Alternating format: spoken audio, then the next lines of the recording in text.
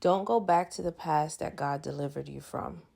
And it's easier said than done to not go back to the past. But the best way to do it is when you have God as your foundation. That's the only way you can't go back to the past, because you've overcome the past. It's not that the past is rid of, because people will remember you for who you were, but it's in you to remember who you are. And the only way to remember who you are is to remember who God's created you to be. In order to know that, you have to have your identity in Him. And in order to know that, you have to have a relationship with Him, right? And so in order to have that, it gives you all the protection that you need. And the warfare becomes the stepping stool for the strength that you need in order to survive in any of this world.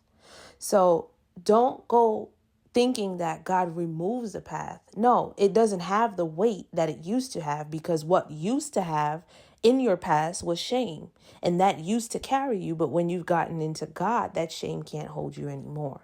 And so don't allow, we talk about Lot all the time and his wife and when she looked back, but looking back was more so looking back to the death.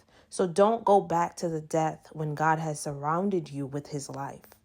When you're surrounded by His life, the death has no place in that life.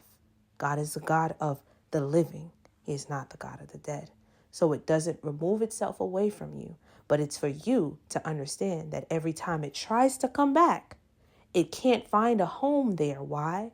Because you're so in tune with God that the only home that is there that fills the void that He has cleansed and put in order is Him.